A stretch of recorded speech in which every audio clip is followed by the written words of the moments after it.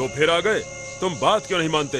तुम जंगलों में क्यों भटक रहे हो विक्रम? राजमहल लौट जाओ और आराम की जिंदगी बिताओ। सुन लिया तुमने? मैं तब तक नहीं जाऊंगा जब तक मेरा काम नहीं पूरा हो जाता, और तुम मेरे साथ चलोगे वरना। अच्छा ठीक है चलता हूँ मैं, लेकिन मेरी शर्त याद है ना? तुम्हें मेरी एक कहानी सुननी पड़ेगी इस यात्रा के दौरान। और हाँ, तुम बीच में कुछ नहीं बोलोगे, वरना मैं अपने पेड़ पर वापस लौट जाऊंगा। स्वर्ण देश के राजा की 4 बेटियां थीं और वो चारों की चारों बड़ी ही नाजुक थीं।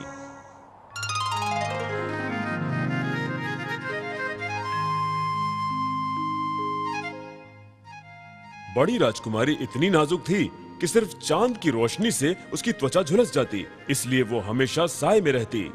दूसरी राजकुमारी इतनी नाजुक थी कि त्वचा पर अगर फूल की पंखुड़ी भी गिर जाती तो दाग पड़ जाता, इसलिए वो कभी बाहर ही नहीं जाती थी। तीसरी राजकुमारी तो हल्का सा शोर सुनकर भी बेहोश हो जाती थी, इसलिए उसके सामने सब धीरे धीरे बात करते थे। और चौथी राजकुमारी को अगर कोई छू भी लेता तो त्वचा पर दाग पड़ जाते थे। दासियों को इन राजकुमारियों का खास ध्यान रखना पड़ता था।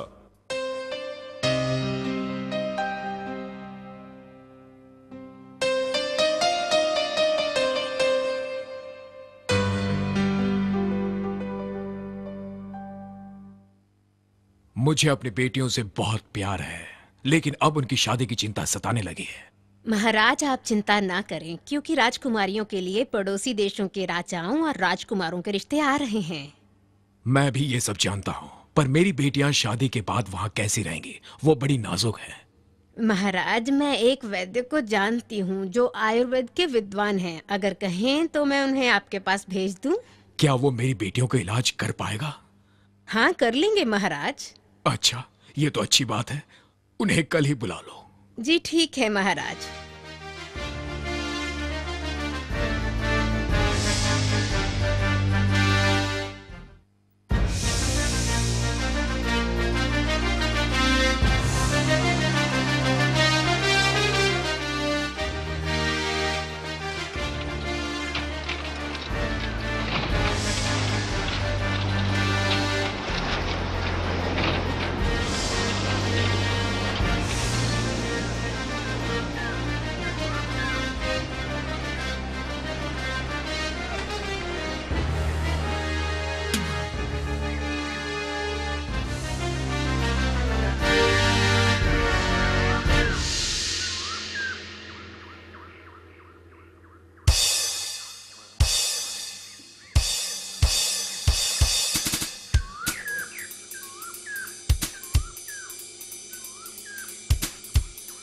तुम कौन हो? तुम्हें क्या चाहिए बाबा? मैं एक गरीब किसान हूँ और बाढ़ में मेरा सब कुछ खत्म हो गया है। अब मेरे पास कुछ नहीं बचा है। मुझे चिंता इस बात की है कि मैं बेटियों की शादी कैसे करूँगा।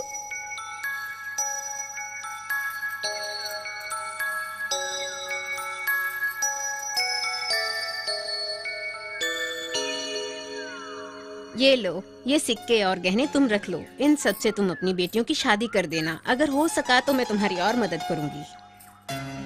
धन्यवाद। किसी किस्म की चिंता मत करना।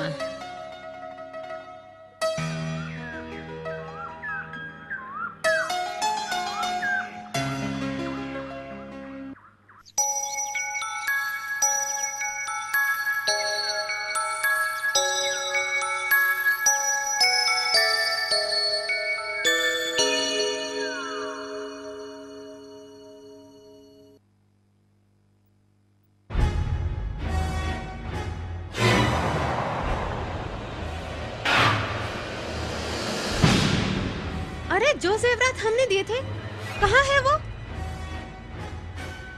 नहीं राजकुमारी, मैंने वो गहने एक जरूरतमंद को दे दिए। क्या? जो तोहफा हमने दिया तुमने किसी और को दे दिया? हाँ, इतनी हिम्मत तुम्हारी! हम तुम्हें नौकरी से निकालते हैं। जाओ यहाँ से और कभी अपना चेहरा मत दिखाना।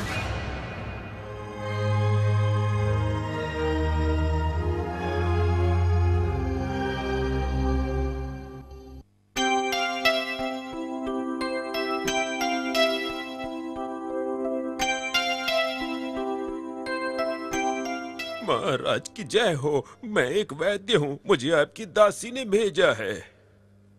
अरे हाँ, मुझे याद आया, आप आयुर्वेद के जानकार हैं। आपके बारे में बहुत सुना है मैंने। क्या आप मेरी बेटियों का इलाज कर पाएंगे? राजकुमारियों को क्या हुआ है? वो बड़ी नाजुक और कमजोर है।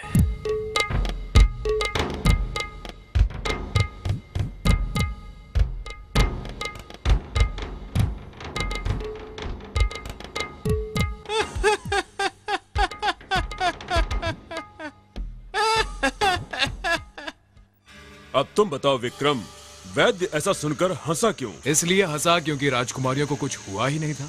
क्या? ऐसा कैसे कह सकते हो तुम? कुछ भी कहने से पहले ये जान लो कि कुछ महीने बाद क्या हुआ था।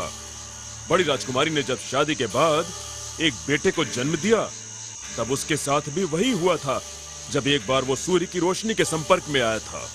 उन्हें ये बीमारी थी और वैद्य ने राजकुमारी को ठीक कर दिया था, लेकिन बीमारी शायद खानदानी थी और इसलिए उसके बेटे को भी ये हुआ था। फिर नाजुक और नेक दिल कैसे कहोगे तुम? उस दासी को वो सच में नेक दिल और नाजुक थी, इसी वजह से तो उसने सारे गहने उस गरीब और बूढ़े किसान को दे दिए थे। विक्रम, तुमने चुप रहने का वादा तोड़ दिया है, इसलिए मैं चला। ओह, दुखता है। तुम मेरे साथ ऐसा क्यों कर रहे हो? क्योंकि तुम मेरे साथ चालबाजी कर रहे थे। अब अगर तुमने बेईमानी की तो मैं तुम्हें नहीं छोड़ूंगा, याद रखो। ठीक है, नहीं करूंगा। अरे अब तो पकड़ झीली करो, मैं यहाँ से नहीं भाग रहा।